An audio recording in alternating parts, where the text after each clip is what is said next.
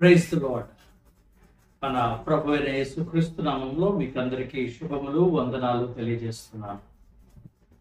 Mustard seed Bible school యొక్క ఈ యొక్క షార్ట్ టర్మ్ డిసైపుల్షిప్ ప్రోగ్రాంలో ఈరోజు ఒక ప్రాముఖ్యమైన అంశాన్ని మనం ధ్యానం చేద్దాం. ఈ యొక్క అంశము చాలా సందర్భాల్లో మరి లోతుగా ధ్యానించవలసినటువంటి అంశం కనుక మరి పిలుపు గురించి, మన యొక్క పరిచర్యల గురించి, వాటి గురించి వివరంగా ధ్యానం చేద్దాం. ఈరోజు మనము ధ్యానించబడే అంశం ఇంట్రడక్షన్ టు 5-fold మినిస్ట్రీ. అంటే ఇక 5 రకాల పరిచర్యలకు సంబంధించినటువంటి పరిచర్యలు. మనకు తెలుసు బైబిల్ గ్రంథంలో అనేక రకాలైన పరిచర్యలు ఉన్నాయి. కానీ నూతన నిబంధనలో దేవుడు గమనించినట్లయితే 5 రకాల పరిచర్యలు, ప్రధాన పరిచర్యలు అంటూ ఉంటున్నారు. అంటే మేజర్ మినిస్ట్రీస్, అలాగే మైనర్ మినిస్ట్రీస్ కూడా ఉంటున్నాయి. మనం ధ్యానం చేద్దాం. ఈ యొక్క మేజర్ మినిస్ట్రీస్ అంటే ఎందుకు దేవుడు వాటిని ఏర్పాటు చేశారు, వాటి పట్ల దేవుడి యొక్క ఉద్దేశం ఏంటి అనేది ధ్యానం చేద్దాం. గమనిద్దాం. ఎఫెసీయులకు రాసిన పత్రిక 4వ అధ్యాయము 13వ వచనం గమనించినట్లయితే, పరిశుద్ధులు సంపూర్ణులగునట్లు క్రీస్తు శరీరము క్షేమాభివృద్ధి చెందుటకును పరిచర్య ధర్మము జరుగుటకును ఆయన కొందరిని అపోస్తులను గాను, కొందరిని ప్రవక్తలను గాను, కొందరిని సువార్తికులను గాను, కొందరిని కాపరులు గాను, ఉపదేశకులు గాను నియమించను. ఇక్కడ గమనించినట్లయితే ఈ యొక్క 5 రకాలమైన పరిచర్యలు ప్రధానంగా కనపడతా ఉన్నాయి నూతన నిబంధనలో. చాలా పరిచర్యలు పాత నిబంధనలో కూడా ఉంటా ఉన్నాయి. కానీ నూతన నిబంధనలో కొన్ని పరిచర్యలు నూతనంగా యాడ్ అయినట్లుగా కనపడుతుంది. పాత నిబంధనలో ప్రవక్తలు ఉన్నారు, పాత నిబంధనలో యాజకులు ఉన్నారు, పాత నిబంధనలో ఉపదేశకులు ఉన్నారు, పాత నిబంధనలో సువార్తికులు కూడా ఉన్నట్లుగా మనం అర్థం చేసుకోవచ్చు. ఎలా చెప్పొచ్చు మరి పాత నిబంధనలో సువార్తికులు ఉన్నారని అంటే, ప్రభువారు అంటున్నారు పరిచర్యలతో, మీరు ఒకరిని మీ మతంలో కలుపుకోవడానికి మరి సముద్రాలంతా కూడా తిరిగి వచ్చి అతన్ని మీరు మతంలో కలుపుకుంటారు. ఆ తర్వాత అతన్ని మీకంటే ఎక్కువగా 200లుగా దండనకు పాత్రుడిగా చేస్తారని చెప్పి మాట్లాడుతూ ఉన్నారు. ఆ రోజుల్లో కూడా ప్రొసెలైట్స్ అంటే యూదా మతాన్ని అంగీకరించేవారు ఉన్నారు. అన్యులు చాలా మంది యూదా మతాన్ని అంగీకరించినట్లుగా మనం గమనించవచ్చు. రూతు ఒక ఎగ్జాంపుల్. తను ఏమంటుందంటే, నీ దేవుడే నా దేవుడు, నీ ప్రజలే నా ప్రజలు అని చెప్పి తను దేవుని, యెహోవా దేవుని తన యొక్క దేవుడిగా అంగీకరిస్తున్నట్లుగా మనం గమనించవచ్చు. అయితే వీటన్నిటికంటే ప్రాముఖ్యంగా దేవుడు నూతన నిబంధనలో మొదలు పెట్టినటువంటి ఒక పరిచర్య ఏంటంటే అపోస్తులు అనేటువంటి పరిచర్య. సో ఈ రోజు మనము ఈ యొక్క 5 ప్రధాన పరిచర్యల గురించి ఒక ఇంట్రొడక్షన్ ని ధ్యానం చేద్దాం. అలాగే వీటి గురించి డీటెయిల్డ్ గా మనము నెక్స్ట్ సెషన్స్ లో మనం ప్రతి ఒక్క పరిచర్యను డీటెయిల్డ్ గా మనం ధ్యానం చేద్దాం. గమనించినట్లయితే సాధారణంగా చాలా వరకు గుర్తు పెట్టుకోవడానికి ఈ యొక్క 5 పరిచర్యల్ని మన చేతుకున్నటువంటి 5 వేళ్లతో పోల్చి చెప్పడం జరుగుతూ ఉంటుంది. ఎందుకు ఈ 5 వేళ్లతో పోల్చి చెప్తున్నారంటే, ఒకటి గుర్తు పెట్టుకోవడానికి, కొన్ని ఆ యొక్క పరిచర్య యొక్క ధర్మాలు, వాటి యొక్క బాధ్యతలను బట్టి ఈ యొక్క 5 రకాల పరిచర్యల్ని ఈ 5 వేళ్లతో పోల్చి చూడటం జరుగుతుంది. ఎందుకు ఈ పరిచర్యలు ఏర్పాటు చేయబడినాయి అంటే, బైబిల్లో ఈ 5 రకాల పరిచర్యల గురించి వివరంగా దేవుడు మాట్లాడుతూ ఉన్నారు. ఎందుకు ఈ 5 రకాల పరిచర్యలు ఏర్పాటు చేయబడినాయి అంటే, ఇందాక మనం చదివినట్లుగా, పరిశుద్ధులు సంపూర్ణులగునట్లు క్రీస్తు శరీరము క్షేమాభివృద్ధి చెందుటకు పరిచర్య ధర్మము జరుగుటకును. మొట్టమొదటిగా గమనించినట్లయితే దేవుని యొక్క ఉద్దేశం ఏంటంటే, ఆయన యొక్క సంఘము పరిపూర్ణత్వానికి ఎదగటానికి, క్రీస్తు శరీరము పరిపూర్ణత్వానికి, అంటే క్రీస్తు శరీరము అనగా సంఘము పరిపూర్ణత్వానికి, ఏం పరిపూర్ణత్వం అంటే క్రీస్తు యొక్క పరిపూర్ణత్వానికి ఎదగటానికి, క్రీస్తు సారూప్యంలోనికి మార్చబడటానికి, ఇంకోటి క్షేమాభివృద్ధి కలగటానికి, సంఘము క్షేమాభివృద్ధి కలగడం కొరకు దేవుడు ఈ 5 రకాల పరిచర్యల్ని మరి అనుగ్రహించడం జరిగింది. వీరిలో ఇందాక మనం చెప్పినట్లుగా చేతి 5 వేళ్లతో పోలుస్తూ ఉంటారు. ఎందుకు అనేది మనం ధ్యానం చేద్దాం. అపోస్తులు బొట్టన వేలుతో సూచిస్తారు. ప్రవక్తలు చూపుడు వేలుతో సూచిస్తారు. అలాగే మరి సువార్థికుల్ని ఈ యొక్క నడుము వేలుతో సూచిస్తారు. కాపరులు, సంఘ కాపరుల్ని ఈ యొక్క ఉంగరపు వేలుతో సూచిస్తారు. టీచర్స్ని ఈ యొక్క చిటికిన వేలుతో సూచిస్తారు. మొట్టమొదటిగా మనం అర్థం చేసుకోవాల్సింది ఏంటంటే, మన మానవుని యొక్క బ్రెయిన్ ఎలాంటిదంటే ప్రతి ఒక్కదాన్ని కూడా కొలుస్తూ ఉంటాడు. ఇది ఎక్కువ, ఇది తక్కువ, ఇది ఎక్కువ, ఇది తక్కువ, హైరార్కికల్ గా కొలుస్తూ ఉంటాడు. మొట్టమొదటిగా దీన్ని బట్టి ఒక పరిచర్య చాలా ఉన్నతమైంది, ఇంకో పరిచర్య అల్పమైంది అని కాదు. చిటికిన వేలు ఉంది కాబట్టి ఉపదేశకులు లేదంటే టీచర్స్ చాలా తక్కువ పరిచర్య అని కాదు. ఈ యొక్క 5 రకాల ప్రధాన పరిచర్యలు ఒకే సమానమైనటువంటి హోదాని, సమానమైనటువంటి గౌరవాన్ని కలిగి ఉన్నట్లుగా మనం అర్థం చేసుకోవాలి. ఎందుకంటే అందరూ సేవకులు మరి సేవిస్తున్నది 5 రకాల ప్రధాన పరిచర్యలు, సేవకులు సేవిస్తుంది ప్రభువుని, ఒక్క మాస్టర్ని, ఒక్క యజమానుని కాబట్టి. అపోస్తులు ఎందుకు ఈ యొక్క ఫింగర్ ని పెట్టారు అంటే, ఈ ఫింగర్ తో అన్ని వేళ్లను మనం తాకవచ్చు. అంటే అపోస్తుల యొక్క పరిచర్య యొక్క విధి విధానం ఎలా ఉంది, వారు అన్ని రకాల పరిచర్యల యొక్క పాలు పంపులు లేదంటే వాటి యొక్క ఫంక్షన్ కూడా వాళ్ళు చేయగలరు. ఒక అపోస్తులుడు సువార్థికుని వలె సువార్త ప్రకటిస్తున్నాడు. ఒక అపోస్తులుడు ప్రవక్త వలె దేవుడి తనతో మాట్లాడినప్పుడు ప్రవచనం చెప్పేవాడిగా ఉండవచ్చు. లేదంటే ఒక అపోస్తులుడు కాపరి వలె సంఘాన్ని కాసేవాడిగా ఉండవచ్చు. ఒక అపోస్తులుడు బోధకుడు వలె, ఉపదేశకుడు వలె ఉపదేశిస్తూ ఉండవచ్చు. ఎందుకు? అందువల్ల ఈ యొక్క మినిస్ట్రీ అన్ని మినిస్ట్రీస్ తో టచ్ అవుతుంది, అన్ని మినిస్ట్రీస్ తో కనెక్టెడ్ అయి ఉంటుంది అని చెప్పి దానికి ఈ యొక్క ఉంగరపు వేలుని సూచించినట్లుగా మనం అర్థం చేసుకోవచ్చు. మనకు గుర్తుండటానికి ఈ ప్రవక్త అనగానే చూపుడు వేలు. మనం గమనించినట్లయితే పాత నిబంధనలో ప్రవక్త ఎవరిని వస్తున్నారంటే రాజు సైతం భయపడేవాడు. ఆయన అనేవాడు, మీరు సమాధానంగానే వస్తున్నావా, నీవు సమాధానంగానే వస్తున్నావా అని. ఎందుకు అంటే ప్రవక్త దేవుని యొక్క వాయిస్ని తీసుకుని వచ్చేవాడు, దేవుని యొక్క హృదయాన్ని షేర్ చేసేవాడు, మనుషుల్లో ఏమన్నా దేవునికి వ్యతిరేకంగా తప్పు చేస్తుంటే చూపించేవాడు, రాజుల్ని సైతం నిలదీసి చూపించేవాడు. ఎక్కడ ప్రాబ్లం ఉంది, ఎక్కడ పాపం ఉంది, ఎక్కడ తప్పు ఉంది అనేది తను చూపించే పాయింటర్ లాగా ఉన్నాడని ఈ యొక్క చూపుడు వేలుని సూచిస్తాం. సువార్థికుడు ఏ ప్రాంతంలోనైనా దేవుని యొక్క సంఘము స్థాపించబడాలి, వర్ధిల్లాలి, లేదంటే దేవుని యొక్క సంఘము ప్రారంభించబడాలంటే ఇక్కడ సువార్త ప్రకటించబడాలి. గమనించినట్లయితే అపోస్తుల కార్యాల్లో సమరయాకి వెళ్ళి ఫిలిప్పు సువార్త ప్రకటిస్తా ఉన్నాడు. చాలా మంది అక్కడ దేవుని నమ్ముకుంటున్నారు, అక్కడ సంఘము ప్రారంభించబడతా ఉంది. అలా అందుకని సువార్థికుడు ముందుగా వెళ్తున్న దానికి గుర్తుగా సువార్థికుడిగా ఈ యొక్క నడిమి వేలు, మధ్య వేలుని సూచించడం జరుగుతుంది. తర్వాత ఒక కాపరి ఉంగరపు వేలు. ఎందుకండి కాపరి ఉంగరపు వేలు అంటే జనరల్ గా క్రీస్తు సంఘము లేదంటే సంఘము క్రీస్తు యొక్క వధువుతో పోలుస్తున్నాం. క్రీస్తు యొక్క వధువు అయితే దాన్ని వరుడుగా యేసుక్రీస్తు ప్రభువారు సంఘమును స్వీకరిస్తూ ఉన్నారు.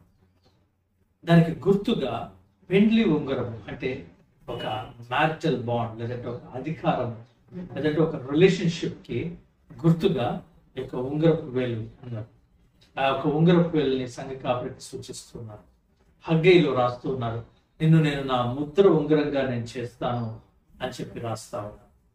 అందుకని ఈ యొక్క ఉంగరం అనేది అధికారానికి గుర్తుగా ఉంది, ఒక సంబంధానికి గుర్తుగా ఉంది, ఒక మ్యారేజ్, ఒక ఇంటిమేట్ రిలేషన్షిప్ కి గుర్తుగా ఉంది. తప్పిపోయిన కుమారుడు తిరిగి వచ్చినప్పుడు ఆ తండ్రి ఏం చేస్తున్నాడంటే ఉంగరము తొడిగిస్తూ ఉన్నాడు, తన యొక్క స్థానాన్ని ఇస్తా ఉన్నాడు, తన చెందిన స్థానాన్ని తనకి ఇస్తూ ఉన్నాడు, తనకి అధికారాన్ని ఇస్తూ ఉన్నాడు.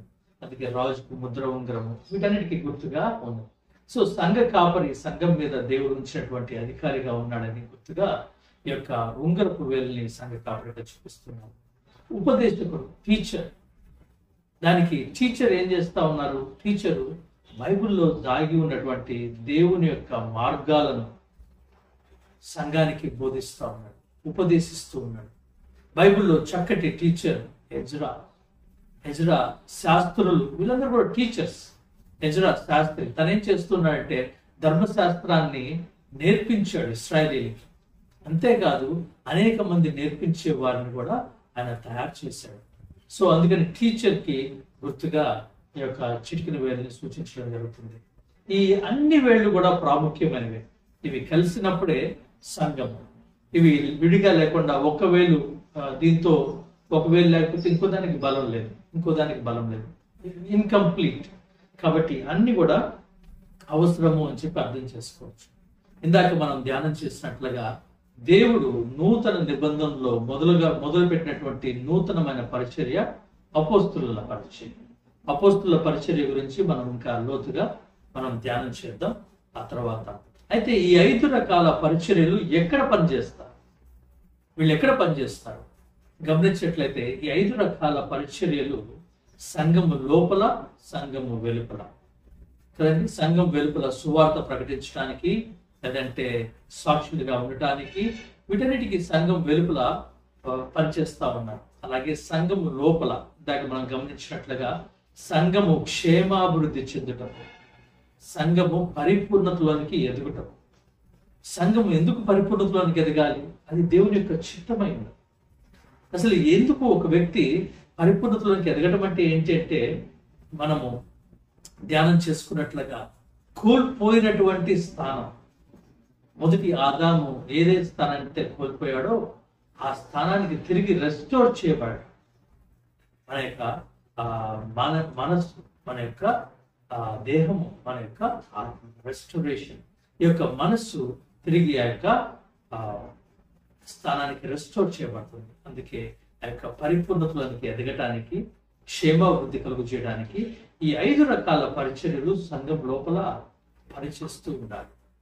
గమనించినట్లయితే అపోస్తుల కార్యాలు 13వ అధ్యాయంలో అంతియోకియాలో ఎవరున్నారంట చూద్దామండి ఒకసారి ఆ వాక్య భాగాన్ని. అపోస్తుల కార్యములు 13వ అధ్యాయం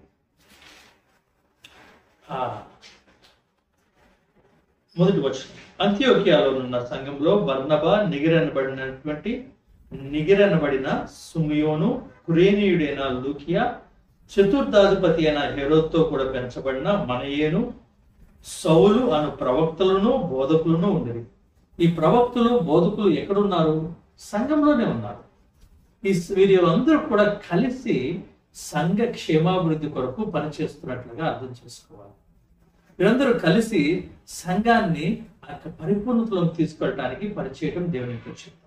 చాలా సందర్భాల్లో మనము ఒక విధమైనటువంటి అపోహ, ఇందాక చూసినట్లుగా ఒక పరిచర్య దానికంటే గొప్పది, లేదంటే ఇంకో పరిచర్య అల్పమైనది, ఇంకో పరిచర్య సాధారణమైనది అనేటువంటి మనస్సులో మనం చూస్తుంటాం. ఇది శరీర సంబంధమైన మనస్సు. ఎందుకంటే చూడండి, సాధారణమైన ఒక వ్యక్తి పాస్టర్ గారు అన్నారు అనుకోండి, సాధారణమైన పరిచర్య. ఎందుకంటే చాలా మంది పాస్టర్స్ ఉంటా ఉన్నారు, సాధారణమైన పరిచర్య. లేదు ఒక వ్యక్తి ప్రవక్త గారు అని చెప్పారు. లేదు అపోస్తులుడు అంటే అందరికంటే టాప్, అందరికంటే చాలా గొప్ప అని చెప్పి. కానీ గమనించాల్సింది ఏంటంటే ఈ అన్ని రకాల పరిచర్యలు ఒక స్థాయి ఒకటి దేవుని దృష్టిలో. వీరందరికీ ఇవ్వబడినటువంటి పనులు వేరువేరుగా ఉన్నాయి, వాళ్ళకి ఇవ్వబడినటువంటి బాధ్యతలు వేరువేరుగా ఉన్నాయి. మనకి ఇంకా క్లియర్గా అర్థం అవ్వాలంటే ఒక చిన్న ఎగ్జాంపుల్ చెప్తాను. మనకి గెజెటెడ్ ఆఫీసర్స్ అటెస్ట్ చేయడానికి కానీ దీనికైనా గెజెటెడ్ ఆఫీసర్స్ ఉన్నారు. వీళ్ళకి గవర్నమెంట్ ఒక అథారిటీ ఇస్తుంది ఏంటంటే అటెస్ట్ చేయడానికి. అటెస్ట్ అంటే నిర్ధారించడానికి వాళ్ళకి అధికారం ఇస్తా ఉంది. వీళ్ళకి గ్రీనింగ్ తో కూడా సైన్ చేస్తా ఉన్నారు. ఎవరు ఈ గెజెటెడ్ ఆఫీసర్స్ అంటే స్కూల్లో ప్రిన్సిపల్స్ కావచ్చు, హెడ్ మాస్టర్ కావచ్చు, హై స్కూల్ హెడ్ మాస్టర్ కావచ్చు, కాలేజ్ ప్రిన్సిపల్స్ కావచ్చు, లేదంటే గవర్నమెంట్ హాస్పిటల్లో ఉన్నటువంటి డాక్టర్ కావచ్చు, లేదంటే పోలీస్ డిపార్ట్మెంట్లో ఉన్నటువంటి సర్కిల్ ఇన్స్పెక్టర్ కావచ్చు. వీళ్ళందరూ కూడా గెజెటెడ్ ఆఫీసర్స్. గమనించినట్లయితే ఒక స్కూల్ హెడ్ మాస్టర్ యొక్క బాధ్యతలు వేరు, తన యొక్క స్థాయి వేరు. అలాగే డాక్టర్ తన యొక్క బాధ్యతలు, తన యొక్క విధులు వేరు. పోలీస్ తన యొక్క విధులు, బాధ్యతలు వేరు. కానీ గవర్నమెంట్ దృష్టిలో వీళ్ళందరి యొక్క స్థాయి ఒకటిగా ఉన్నట్లుగా మనం అర్థం చేసుకోవచ్చు. ఎందుకంటే గవర్నమెంట్ వాళ్ళని గెజిటెడ్ ఆఫీసర్స్ అంటారు. అలాగే ఈ విధి విధానాలను బట్టి లేదంటే బాధ్యతలను బట్టి ప్రతి పరిచర్య యొక్క ఫంక్షనింగ్ వేరేగా ఉండవచ్చు. కానీ దేవుని దృష్టిలో వారందరూ కూడా మరి ఒక లక్ష్యం కొరకు పనిచేస్తున్నట్లుగా మనం అర్థం చేసుకోవచ్చు. ఇందాక మనం ధ్యానం చేసినట్లుగా వీళ్ళు సంఘం లోపల పనిచేస్తా ఉన్నారు. సంఘం లోపల ఎలా పనిచేస్తా ఉన్నారు? చాలా సందర్భాల్లో కొంతమంది అనుకుంటుంటారు, నేను సువార్తికుడిని, నాకు సంఘంతో పని లేదు, నేను జస్ట్ సువార్త చేసుకుంటూ తిరుగుతుంటాను, నేను ఈ యొక్క సంఘానికి కట్టుబడి ఉండాల్సిన అవసరం లేదు. కానీ గమనించినట్లయితే బైబిల్లో ఎలా ఉందంటే పౌలు, బర్నబా వాళ్ళు అపోస్తులు అయినప్పటికీ కూడా వాళ్ళు ఆ సంఘానికి, అంత్యోక్య సంఘానికి మరలా వాళ్ళ మిషన్ ట్రిప్ అంతా కంప్లీట్ చేసుకున్న తర్వాత మరలా అక్కడికి రావటం, లేదంటే వారు ఒకరికొకరు జవాబుదారీగా ఉండటం, తన యొక్క బోధ గురించి పౌలు యెరూషలేములో ఉన్నటువంటి తోటి అపోస్తులకి లేదంటే తోటి సేవకులకి ఆయన తెలియచేయటం మనందరం గమనించవచ్చు. ఈ 5 రకాలైనటువంటి ఆఫీసెస్, ఎందుకు వీటిని ఆఫీసెస్ అన్నారంటే వీటికి బాధ్యతలు ఉన్నాయి, విధులు ఉన్నాయి, అలాగే అధికారం కూడా ఉంది. ఈ యొక్క 5 రకాల ఆఫీసెస్ ఒకరికి ఒకరు లోబడి ఉండి పనిచేయడం కొరకు ఏర్పాటు చేయబడినాయి. అందుకే బైబిల్ రాయబడింది, మీరు ఒకరికొకరు లోబడి ఉండి అని చెప్పి. ఎలా ఇది లోబడి ఉండాలి? ఇక్కడ కొంత విషయాన్ని మనం ధ్యానం చేద్దాం. ఈ 5 రకాల పరిచర్యలు ఒక సంఘంలో ఒక సువార్తికుడు, ఒక ఉపదేశకుడు, ఒక ప్రవక్త, అపోస్తలుడు ఉన్నట్లయితే ఆ యొక్క సంఘం మీద అధికారాన్ని దేవుడు సంఘ కాపరికి ఇచ్చాడు. వారు ఈ యొక్క సంఘం లోపల పనిచేస్తున్నటువంటి కార్యక్రమాల్లో కానీ కార్యకలాపాల్లో కానీ సంఘ కాపరి యొక్క అధికారంకు లోబడి పనిచేయవలసి ఉంటుంది. గమనించండి, సంఘ కాపరి యొక్క అధికారానికి లోబడి పనిచేయవలసి ఉంటుంది.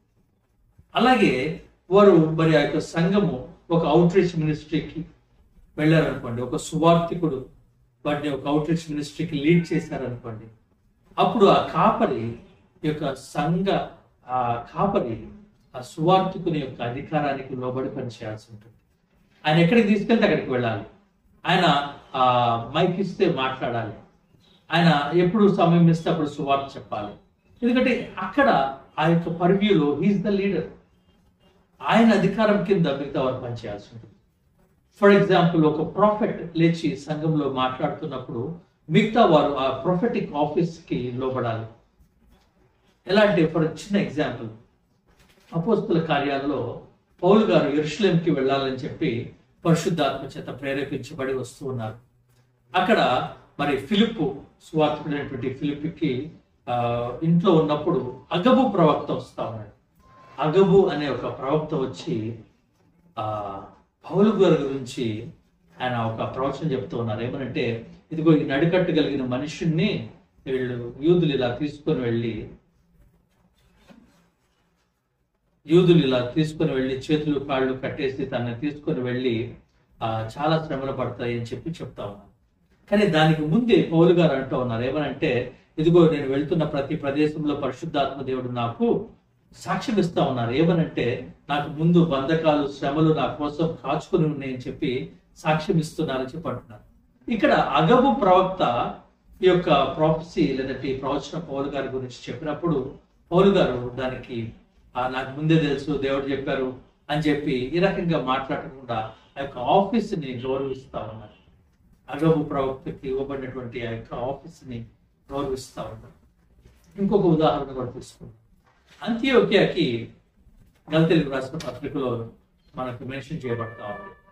అంత్యోక్యాకి పేతురు గారు వచ్చినప్పుడు అక్కడ వాళ్ళు అందరు కలిసి మరి ఒక మీటింగ్ లో ఉన్నారు. అందరు కలిసి ఒక ప్రేమ బిందు లాంటి దాంట్లో ఉన్నప్పుడు యెరూషలేం నుండి కొంతమంది యూదులు వచ్చారు.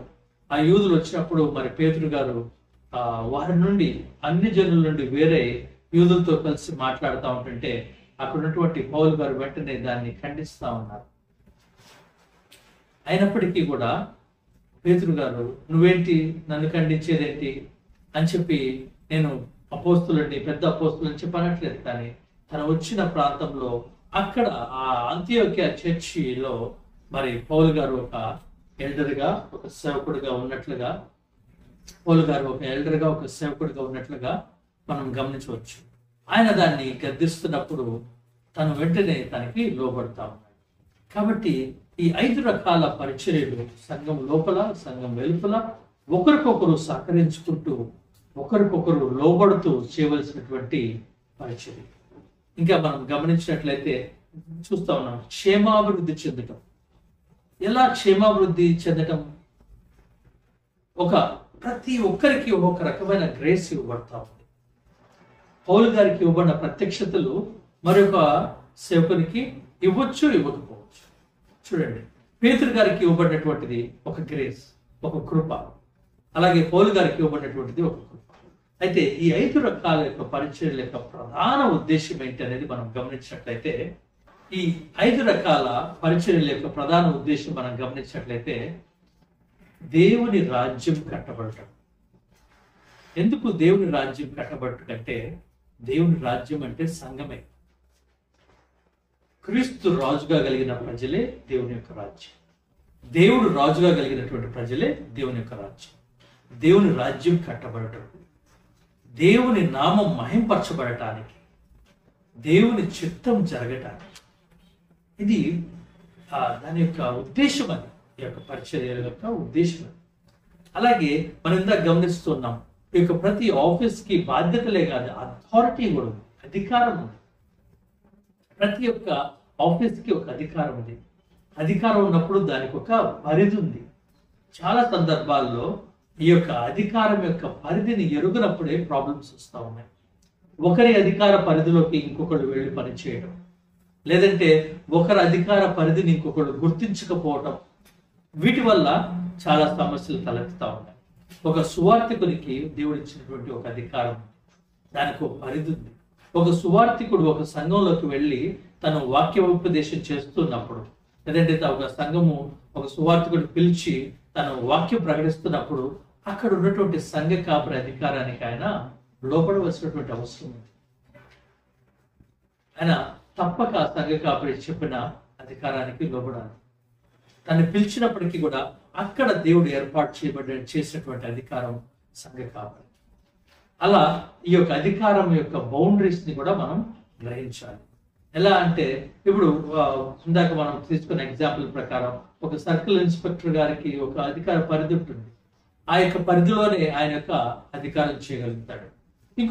ఇంకొక సర్కిల్లోకి వెళ్తే అక్కడ ఇంకొకళ్ళు ఉంటారు అధికారం. ఆ యొక్క అధికారాన్ని ఆయన గౌరవించవలసినటువంటి అవసరం ఉంది.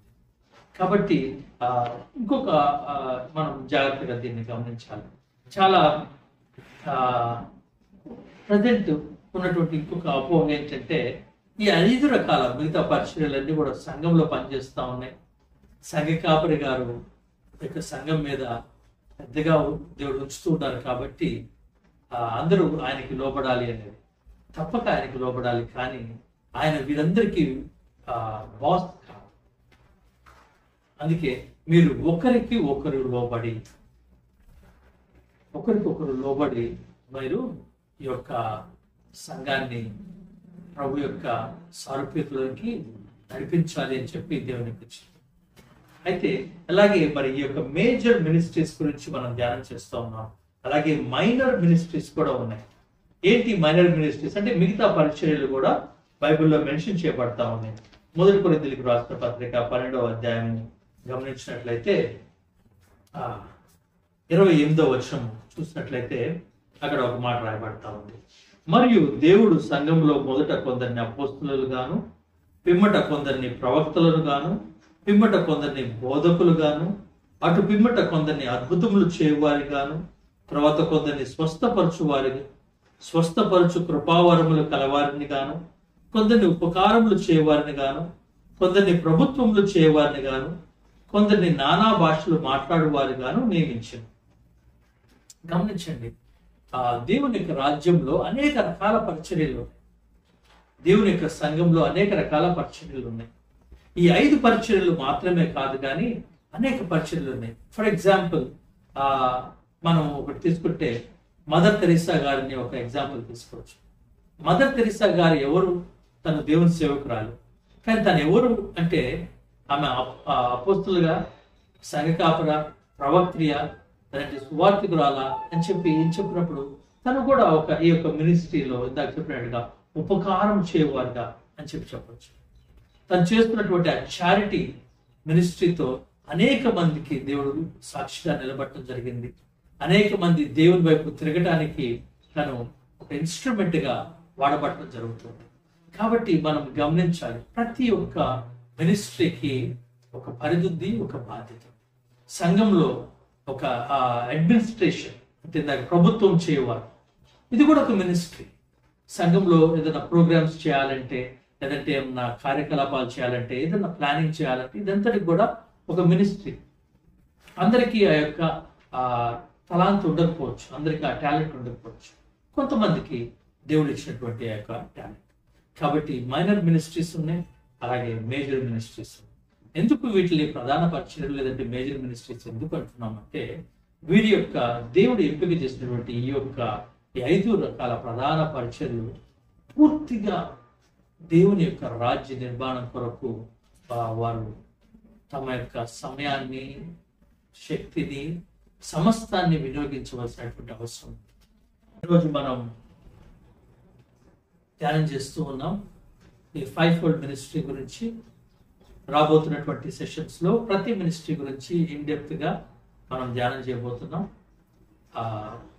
ఈ యొక్క క్లాస్ ముగించే ముందు ఈ యొక్క ప్రాముఖ్యమైన అంశాలని మన మనసులో గుర్తుపెట్టుకోవాలి. ఎందుకు ఈ పరిచర్య ఇవ్వబడింది? మనము గొప్ప వాళ్ళమనో, లేదంటే మనం ఏదో అందరికంటే ఎక్స్ట్రాడినరీ అనో, లేదంటే అందుకోసం ఇవ్వబట్ల. సంఘం నిమిత్తము ఒక వ్యక్తికి దేవుడు ఒక పని అప్పచెప్తా ఉన్నాడు కదండి. సంఘం నిమిత్తమే. చాలా సందర్భాల్లో మనం అనుకుంటూ ఉంటాం, అబ్బా నేను నా అంతటి వాడు లేడు, నాకు తెలివితేటలు ఉన్నాయి కదా అని. కాదు. బైబిల్ ఏమని రాయబడితే, మనల్ని పిలిచిన పిలుపుని చూస్తే తెలివిలేని వాళ్ళని, బలహీనులని, లోకంలో వెర్రి వాళ్ళని ఆయన ఏర్పాటు చేసుకున్నాడట. దేవునికి మన యొక్క ఎబిలిటీ కన్నా ఆయన పట్ల ఉండేటువంటి ఇంటిగ్రిటీ చాలా ఇంపార్టెంట్. కాబట్టి గుర్తు చేసుకోండి, మనకి ప్రతి ఒక్కరిని దేవుడు ఏర్పాటు చేసుకున్న ఉద్దేశం వారిలో ఉన్నటువంటి ప్రత్యేకత కన్నా సంఘము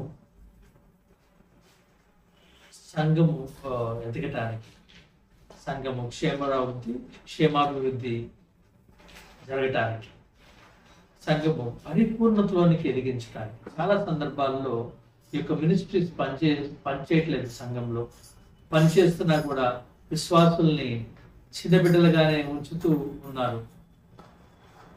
కానీ దేవుని యొక్క ఉద్దేశము సంఘము పరిపూర్ణతలోనికి ఎదగాలి. 5 రకాల పరిచర్యలు మరలా సంఘం నుంచే పుట్టుకొస్తాయి.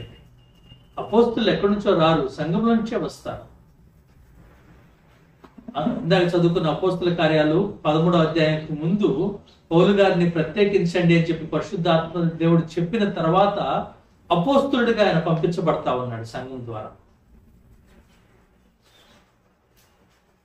ఈ యొక్క 5 రకాల పరిచర్యలు కూడా సంఘం నుంచి మరలా ఉద్భవిస్తూ ఉంటాయి. సువార్థికులు అక్కడి నుంచే రావాలి, ప్రవక్తలు అక్కడి నుంచే రావాలి, టీచర్స్ అక్కడి నుంచే రావాలి. దేవుని యొక్క లోతైనటువంటి మార్గాలను సంఘానికి బోధించి నేర్పించేవారు సంఘం నుంచే రావాలి. సో దేవుని యొక్క మహాకృపలో మరి ఈ యొక్క 5-fold మినిస్ట్రీ గురించి మనం ధ్యానం చేసాం. అండ్ రాబోయే క్లాసెస్ లో మనం ఇంకా లోతుగా ధ్యానం చేద్దాం. Thank you.